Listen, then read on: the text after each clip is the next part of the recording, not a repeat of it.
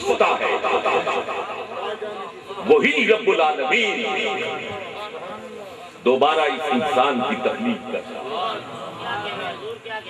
اور پھر عالم جزا و سزا میں اس کو لاتا اور فمن یعمل مثقال ذرۃ خیرا یرہ ومن یعمل مثقال ذرۃ شرا یرہ، پھر ذرہ برابر نیکی کا اجر بھی دیتا ہے، ذرہ برابر برائی کا بدلہ بھی دیتا ہے۔ منہا خلقناکم وفیہا نعیدکم ومنہا نخرجکم تارۃ اخری، اسی مٹی سے انسان کو پیدا کیا گیا ہے، اسی مٹی میں اس کو دفنایا جائے گا اور پھر اسی مٹی سے اس کو نکالا جائے گا۔ لیکن حضرات محترم، میرے پاس وقت کم ہے، میں اپنی گفتگو کو آخری موڑ پہ لانا چاہتا ہوں۔ مرنا سب نے، میں نے نہیں مرنا، آپ میں سے بھی ہر ایک نے مرنا، سب نے مرنا، لیکن خوش قسمت ہیں وہ لوگ جو کامیاب زندگی گزارتے ہیں،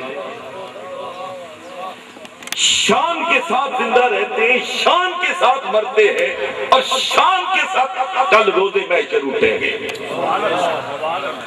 اور چلتے چلتے ایک جملہ کہنا چاہتا ہوں، آپ کی نظر کرنا چاہتا ہوں چشتی صاحب، سب اٹھیں گے، شانوں والے شان کے ساتھ اٹھیں گے، لیکن ان کی شان کا عالم کیا ہوگا جو محمد عربی صلی اللہ علیہ وسلم کے دائیں اور بائیں سے اٹھیں گے۔ حضور سرور کون و مکان جناب محمد رسول اللہ صلی اللہ علیہ وسلم نے ارشاد فرمایا، سب سے پہلے میری کمر پھٹے گی اور میں اٹھوں گا، اور پھر اس کے بعد میرے ساتھ ابو بکر اٹھیں گے، پھر اس کے بعد میرے ساتھ عمر اٹھیں گے۔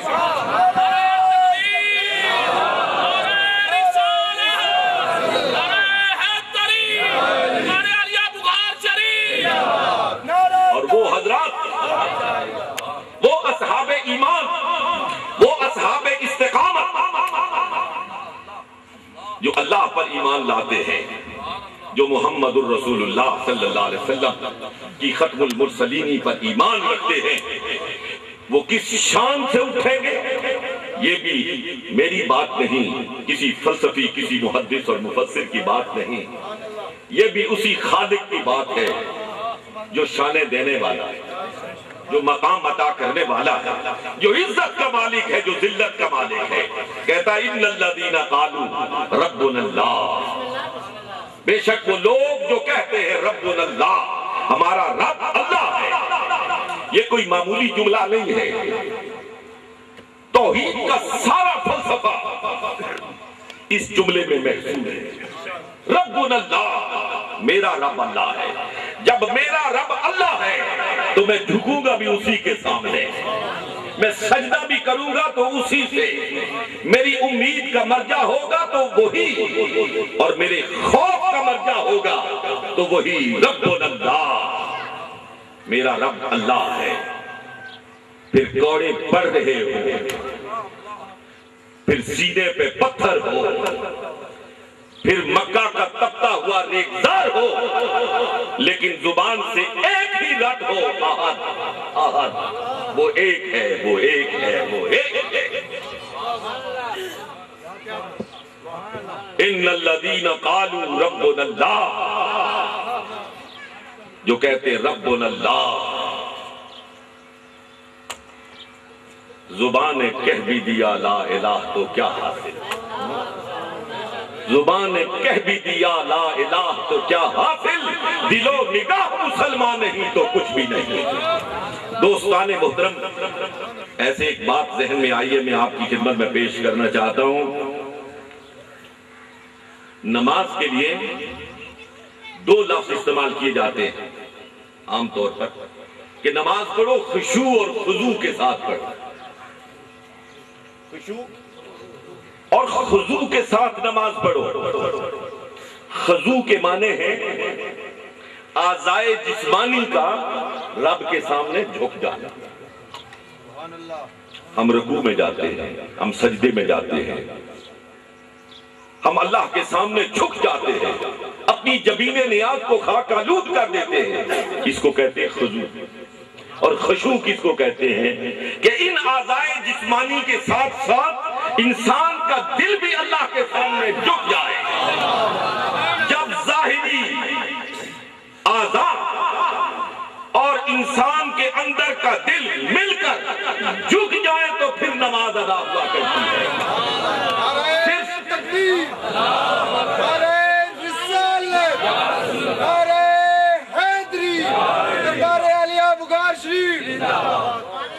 صرف اعضائے جسمانی جھکے تو فقہی نماز ادا ہو جاتی ہے، فقہی نماز ادا ہو جاتی ہے۔ کوئی نہیں کہہ سکتا کہ اس نے نماز نہیں پڑھی۔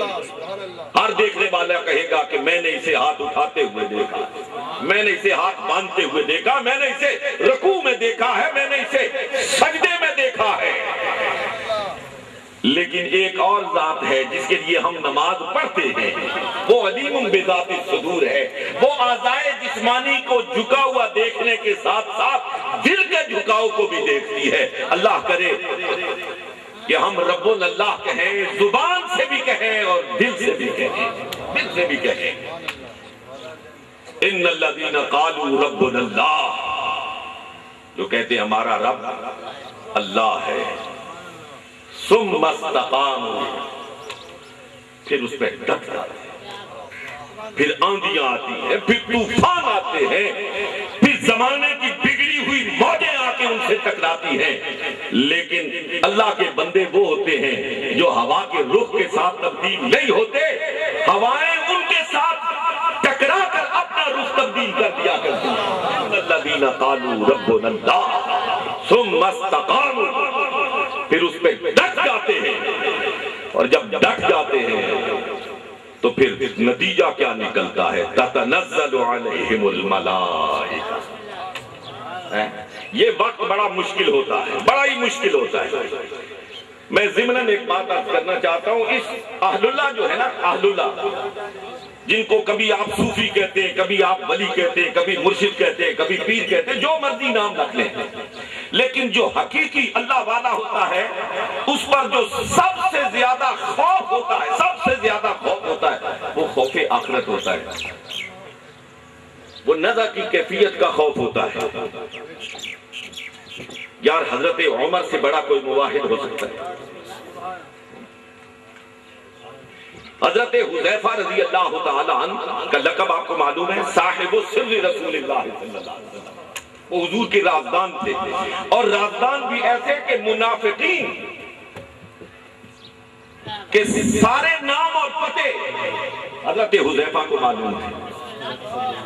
لیکن میں جس جانب آپ کی توجہ مبذول کرانا چاہتا ہوں کہ اہل اللہ کی کیفیت کیا ہوتی ہے، کہ حضرت عمر جیسا موحد اور حضرت عمر جیسا عاشق رسول اور حضرت عمر جیسا مراد رسول اور حضرت عمر جیسا جو روضۃ من ریاض الجنہ میں آج بھی سویا ہوا ہے، لوگ تو قیامت کے بعد جنت میں جائیں گے، لیکن اے ابو بکر و عمر تمہاری عظمت پہ قربان کہ تم اس دنیا میں بھی جنت میں سوئے ہوئے ہو، اس دنیا میں بھی جنت میں۔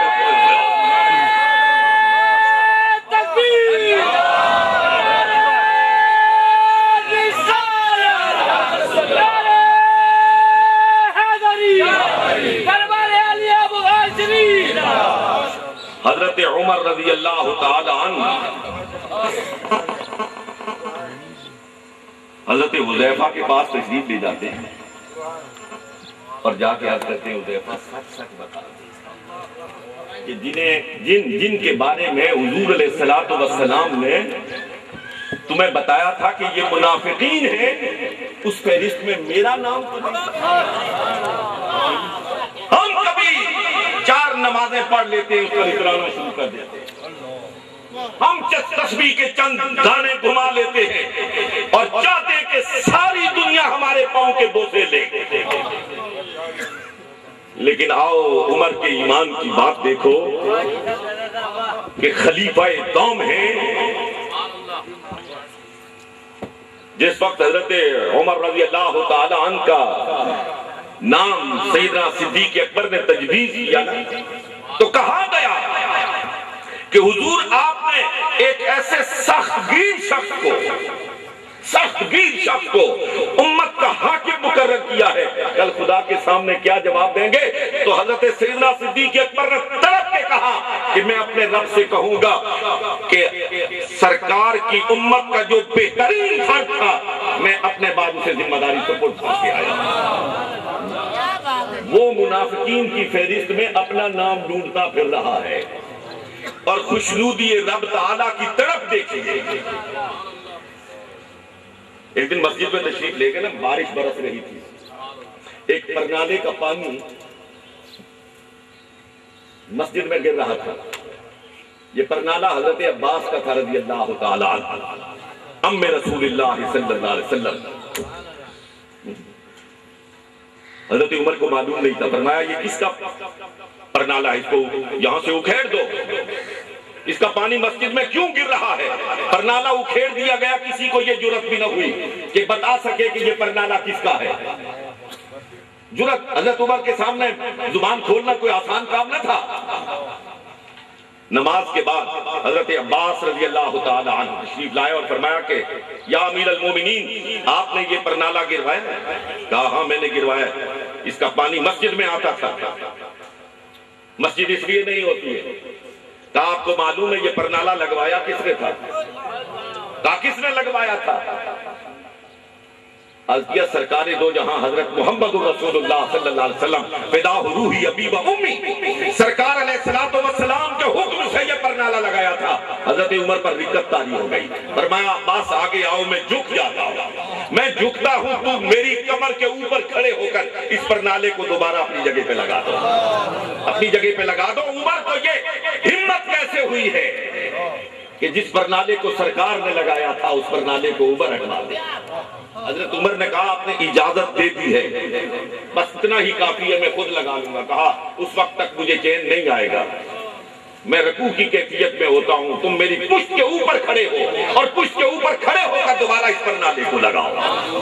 جب رب اللہ کی یہ کیفیت ہوتی ہے اور خوشنودی محمد مصطفیٰ صلی اللہ علیہ وسلم کا یہ عالم ہوتا ہے، تو پھر کیفیت کیا ہوتی ہے؟ تتنزل علیہم الملائکہ، پھر فرشتے پرے باندھ کے آتے ہیں، فرشتے صفے باندھ کے آتے ہیں، صفے باندھ کے آتے ہیں اور کہتے کیا ہے؟ اللہ تخافوا ولا تحزنوا، اے آنے والے تجھے کسی قسم کا کوئی خوف نہیں ہونا چاہیے، تجھے کسی قسم کا کوئی غم نہیں ہونا چاہیے۔ وابشروا بالجنۃ التي كنتم توعدون، ہم تمہیں بشارت دیتے ہیں اس جنت کا جس کا تم سے وعدہ کیا گیا۔ حضرات محترم، میں دو باتیں آپ کی خدمت میں ایک جملے میں عرض کر کے جانا چاہتا ہوں۔ اگر حقیقی کامیابی چاہتے ہو، اگر آخرت کی کامیابی چاہتے ہو، مرنا ہم سب نے ہے، لیکن روز محشر سرخ روح ہونا چاہتے ہو، سرخ روح ہونا چاہتے ہو، تو دو باتوں کو اپنا لو، باقی اس کے ضمن میں ساری کی ساری آ جائے گا۔ پھر لا الہ الا اللہ خودی ہے تیز، وہ الا اللہ۔ اور میں اس اقبال کے کلام کا آخری حصہ آپ کو سنانا چاہتا ہوں۔ ہم کبھی کبھار بھول جاتے ہیں، کبھی تنگی میں خدا کو بھول جاتے ہیں، کبھی فراخی میں خدا کو بھول جاتے ہیں۔ کبھی کبھار میں صراحت کے ساتھ کوئی بات نہیں کہتا ہوں، اکثر و بیشتر مصلحتوں کا شکار ہو کر حکم خدا بندی کو بھول جاتے ہیں۔ یہ نغمہ فصل گل و لالا کا نہیں پابند، یہ نغمہ فصل گل و لالا کا نہیں پابند، بہار ہو کے خزاں لا الہ الا اللہ۔ حالت کیسی بھی ہو، یحمدون فی السراء والضراء، تنگی ہو یا فراخی ہو، خوشی ہو یا غمی ہو، یہ اللہ ہی کی تکبیر بلند کرتے ہیں، اسی کی تقدیس بلند کرتے ہیں، اسی کی حمد و ثنا